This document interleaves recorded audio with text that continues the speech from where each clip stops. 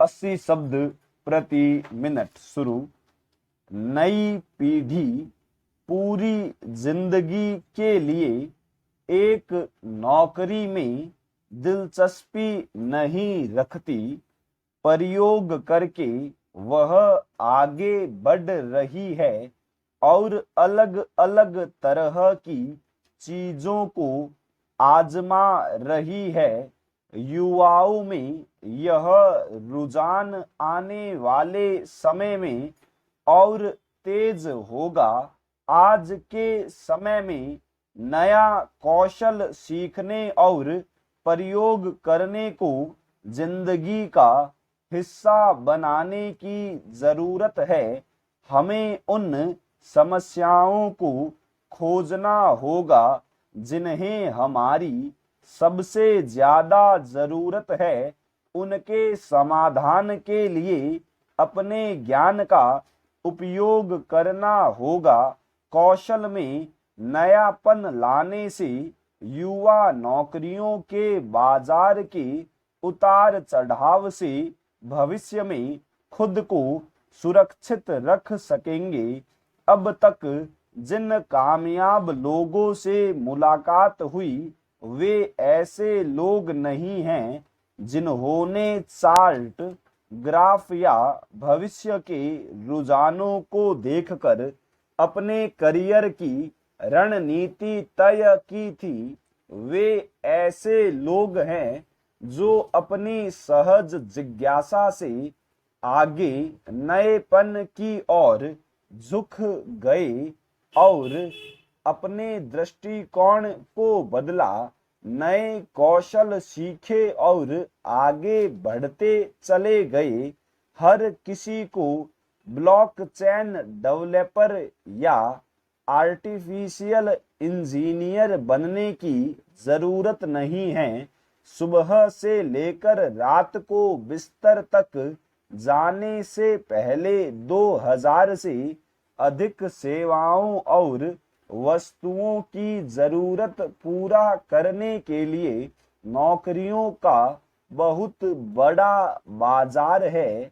Automation के बढ़ते चलन से पार पाने के लिए अपने कौशल में भी नित नयापन लाने की जरूरत है। क्षेत्र चाहे जो हो, लगातार सीखने की आदत डालना आवश्यक है। जब तक अपराधी संपत्ति सहित पहुंच के बाहर न हो जाए। जबकि एक अन्य उपबंध यह भी है कि यह अधिकार तब तक बना रहेगा जब तक कि चोरी की गई संपत्ति वापस प्राप्त नहीं कर ली जाती। अतः यदि कोई व्यक्ति किसी व्यक्ति की घड़ी चुराकर भाग जाता है तो प्रथम उपबंध के अनुसार घड़ी के मालिक का चोर के विरुद्ध निजी प्रतिरक्षा का अधिकार चोर के उसकी पहुंच के बाहर होते ही समाप्त हो जाएगा। लेकिन दूसरे उपबंध के अनुसार यह अधिकार तब तक बना रहेगा जब तक स्वामी चोर से घड़ी वापस प्राप्त नहीं कर लेता। इन परस्पर विरोधाभासी उपबंधों के कारण उत्पन्न होने वाली संदेहास्पद स्थिति का लाभ अभियुक्त को देते हुए न्यायालय ने जरहा बनाम सुनीतराम के मामले में निर्णय दिया कि चोर द्वारा छिप जाने या बच निकलकर भाग जाने पर भी संपत्ति के मालिक का निजी प्रतिरक्षा का अधिकार समाप्त नहीं हो जाता।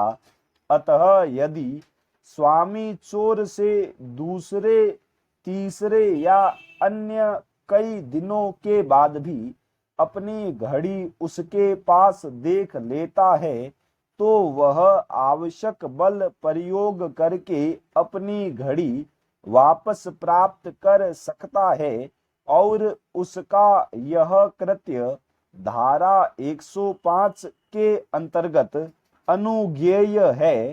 परंतु लाहौर उच्च न्यायालय ने इस संबंध में विपरीत मत प्रकट करते हुए विनिश्चित किया कि चोर संपत्ति सहित संपत्ति के स्वामी की पहुंच के बाहर होते ही स्वामी का निजी प्रतिरक्षा का अधिकार समाप्त हो जाएगा। बाद में यदि स्वामी चुराई गई अपनी संपत्ति को चोर के पास देखता है तो उसे कानूनी प्रक्रिया तथा लोक प्राधिकारियों की सहायता लेकर उसे वापस लेने की कार्यवाही करनी चाहिए। यही विचार इलाहाबाद उच्च न्यायालय ने भी राज्य बनाम सिद्धनाथ राय के मामले में व्यक्त किए, परंतु नागपुर उच्च न्यायालय ने इसे भिन्न मत प्रकट करते हुए पंजाब राव बनाम सम्राट के वाद में अभिनिर्धारित किया कि स्वामी को दूसरे की विविधता में हस्तक्षेप करके अपनी संपत्ति को वापस प्राप्त करने का अधिकार प्राप्त नहीं है।